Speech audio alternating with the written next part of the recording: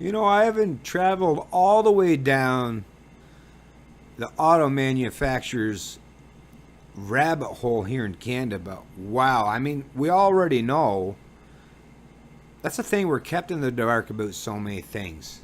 And you gotta really be actively researching and investigating to find any of this stuff out. You have to be paying attention. If you're not paying attention, I totally understand why most people don't understand these things in Canada or other countries. Because you're not really meant to know these things. It's not hammered in your head. That's the thing. Look at the things that are constantly hammered in your head and look at the things that you don't know. That should tell you something. That's done on purpose. But this is in regards to, I mean, we already know, right, that Canada, the federal government, I think even the provincial government in Ontario, but basically they bailed out GM and Chrysler. And I mean, who knows what other manufacturers, well, we already know, I think it was Toyota, and then actually Chrysler once again that was looking for more and more money, and then you got Bombardier and you got the banks. But I mean, yeah, the list is a long one of all these mega corporations, these cronies that keep looking to the lowly taxpayer, the tax slaves in Canada, to keep propping up their businesses. It's like, well, if it can't be profitable, like, don't look into the lowly sheeple, right? The wage slaves, the tax serfs, to keep propping these fucking, like, I just don't understand that. But anyways, before I go off onto a tangent on that,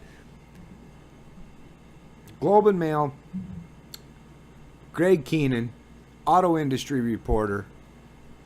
This was published on a Saturday and then updated on Monday. Saturday and then this Monday, August 14th and 15th. But listen to this. Canadian auto parts makers urge Ottawa to revamp funding. I mean, right off the bat, it's like, wait a minute. You mean Ottawa funds the auto manufacturers in this country? Or, yeah, the auto parts makers? What? I mean, if you're talking about capitalism in any way, shape, or form, the way that properly works out is auto parts makers go to banks to get loans, right? You don't go to the government, central planning entities that can steal from the lowly masses at whim. A proper business model is that you deal with things in the private sector that's all done voluntarily. But once again, like I said, in crony socialist third way Canada, oh God. Sometimes I think, can I go back to being the ignorant person I used to be when I was younger and didn't pay attention to this stuff? It was much easier, I will admit that. But no, actually, I wouldn't want to go back to that place ever again. But Canada's auto parts makers are urging the federal government to change the way it offers financing to car companies, saying the current program does not encourage automakers to invest in Canada. Well, that's pure bribery, man. But listen, let me finish this last little part. Holy Jesus Christ almighty. The Automotive Parts Manufacturers Association of Canada has joined vehicle manufacturers in recommending that the Automotive Innovation Fund, set up by the previous Conservative government but extended under the Liberals, offer grants to car companies instead of loans that are taxable. Okay, go look up. I'll help you right now, but a grant is basically a giveaway. A loan is at least a pretense, although that's the thing.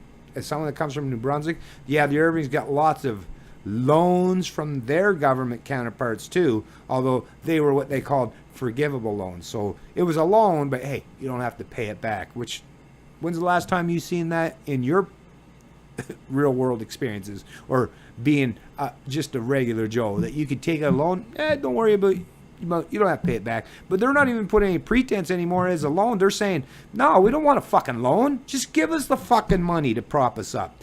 I mean, holy shit. Like I say, Canada, people don't realize it, but Canada is so following the socialist model. Like, this country will end up being, even though there's a lot of things and the Canadian people and the fact that we live in a warmer climate, there are other external factors that prevent us from falling into that mess quickly. But yes, they are forcing the hand of Canadians. This country, if it's on the precipice now. If you go too much further pushing this socialism bullshit, yeah, like I say, you're going to break the backs of the true producers, those who create and innovate, those who create genuine prosperity for the people. They are no longer going to give a flying fuck about this country anymore because of the central planners and the mystics and the cronies that don't want to work hard to create and innovate and to be competitive. They just steal from money everyone else and pay for us. That's what they're saying. I mean, where outside of governments and cronyism would that ever play out properly?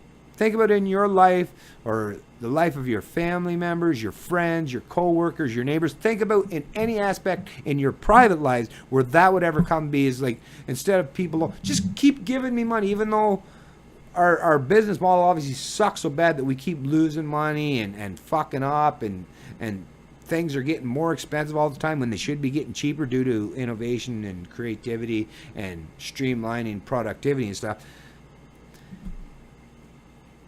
If we lived in an actual true free market, if we actually experienced genuine, real free market capitalism, you can't even imagine the genuine wealth and prosperity that all Canadians would be experiencing at this stage of the game. But it's hampered and hindered continuously because of this kind of bullshit. That's why I say, take away the mystical central authority for all these fucksticks. Take away their ability to use that gun in the room, the power of government, to keep forcing you to prop up their systems. And once I say, force people to have to be accountable. Really, that's what it comes down to. And personally responsible. And then see what happens. The more you keep catering and coddling these fucksticks that just want to, I mean, they're becoming lazy and inept. That's what's happening. And that's what socialism, that's what collectivism, forced collectivism, that's what it does. It's a race to the bottom. They're almost at the bottom now. They're even basically openly accepting and expressing the fact that they need to be able to steal from people to maintain their company, right? Jesus. Come on, Canada. We're all better than this. Or most of us have to be better than this. If not, if we're really going to go down this rabbit hole, keep going down, then can we just at least put a fast track on it and get it the fuck done and over with? It's Canadian Libertarian, and I love liberty.